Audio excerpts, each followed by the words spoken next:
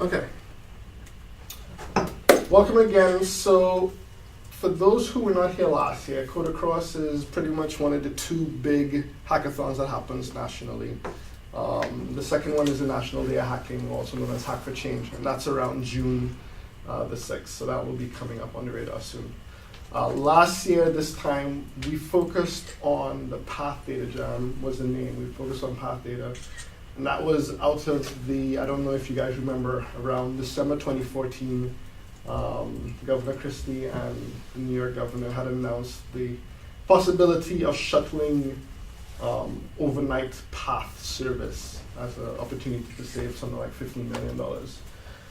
And that pretty much got the community all up in arms. There was a lot of articles for about 2 weeks, and then suddenly it was like, oh no, it's not happening. We were just playing. Why do y'all take us seriously? But out of that, no one really knew after why was this on the table, what was even the considerations for this to begin with. So we used that as a seed. We got our hands on the data. It was the first time ever that data was released to the public. We used it for the hackathon. We made some visualizations, did some investigations, learned some interesting things. And then out of that, beyond the projects, that data was then made available to, and is currently being used by 2 data science schools in New York and one in New Jersey. So we kind of have a precedent where we're using these hackathons to get data that hasn't existed publicly before, and then making them available or making them useful or accessible in new ways. So building upon that legacy now in this second year of CodeAcross here in Jersey City, we're focusing on public safety this time. And by public safety, we define that as both health and security. So the data sets that we have been provided by JCPD and by Barnabas Health, particularly around calls for service and responses. And I think we have a few questions around that we'll be looking into. But as usual, things that you're interested in investigating, we encourage also. We have 2 great speakers here today. So we have directors, Director of Health and Human Services, wow, almost said Human Safety. Director Flanagan, and she'll be speaking. She's here to provide a very particular perspective. I've asked her to not only speak on the health, but whether you believe or know it or not, the Department of Health probably has as much of an active role in security aspects of Jersey City. So she'll provide a bit of perspective on both of those things. I tried to prod her on the mayor's speech on Tuesday when he did a lot of talking about the security aspect of public safety, but not a lot about health. So maybe you can use this forum to share a bit more perspective on what's happening on your side and how those work together.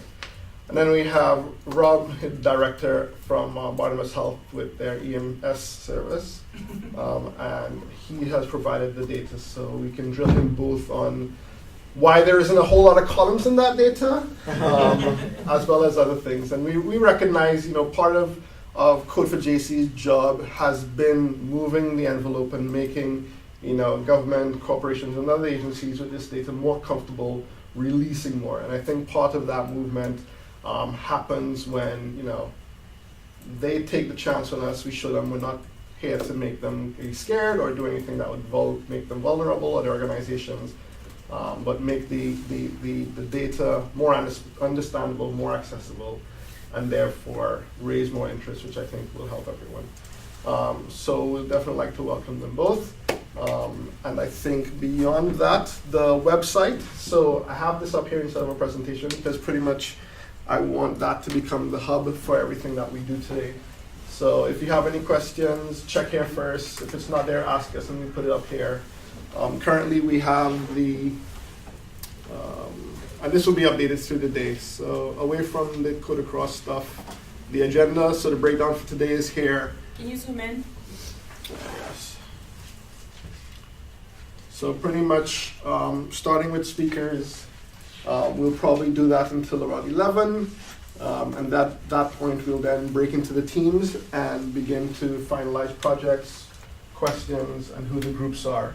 Once these are identified, we'll do an initial check-in where someone from the team lead will put in the name of the team, what project you're working on, and what you expect to come out of it.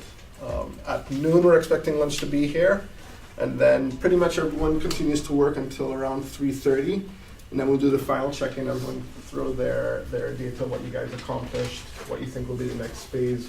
To the extent that some of your projects aren't completed, we will continue to work on these through our Code for JC meetings. So being able to line those things up and put it in a fashion for it to be continued worked upon, that will happen. At 4 o'clock, we'll have the teams actually do presentations, so we all get to see what was done, ask questions, and share alike. And then after, to the extent, we might have some judging and then a quick celebration. So that's kind of what the day is going to look like. All right? Any questions? No. Pretty straightforward. The public safety theme, some initial questions that were provided are there. Again, those are thought starters, information about our speakers. We need to get Rob's Twitter handles, but we can always put his email so you can reach him directly for follow-ups. I love your picture, Rob. Thank you. And then the data, so we have direct links to the data right here on the website. As the teams work, maybe people will find more interesting data sets they want to make available. Anything like that, just let us know. We'll put it up here. We have a number of tools for those who are, for the first time, dealing with data that you can work with. I think we have, how many are data savvy or data comfortable in this group? So I know Alex, Willie, Sharad, all right, so Tom. So we have almost a 1-to-1 ratio of data experts and non-data novices. So if you have any questions, find an expert and pick their brain. The fact that they're here means that they've given consent to being bothered with your questions. All right. And our event planners, just to recognize the amount of hard work that went into pulling this event together. Akezia, Sharad, myself with the Brigade captains, the rest of the leadership team, which continues to grow. We have Tom, we have Alex, and then for their debut in a lot of hard work, we have Brad and Jonathan. So just want to thank you guys ahead for a lot of the hard work and effort put into your first hackathon. And one of the things, before I go into the sponsors, I just want to make very clear, is we've always looked at hackathons not simply based on numbers. It's always good when you have a lot of numbers, but what we found is that the small intimate groups usually lead to stronger relationships, deeper projects, and better for the brigade. You actually develop a stronger core that way. So that's kind of how we look at these. And I think we actually have a great group today. We may have some folks come in during the day. I mean, emails post go out, people see 9 o'clock and it's like, I haven't even woken up yet. But around 1 o'clock, they'll probably be like, let me go see what's going on. So I expect a few stragglers to walk in throughout the day. I think that should be fun. Our sponsors, which you spoke about already. So again, we'll continue to update this. When your teams assemble, when your project's done, everything will end up living here. It will be the memorial of the day and after. Any questions? Awesome. Any comments? Testimonials? Feel free to say those now. All right, awesome.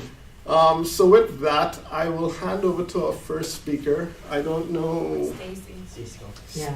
Stacy, what you want your background to be, but I think I might you want me to pull open up a report for you. Okay. So it might be helpful. You just want the browser? Yes. Okay.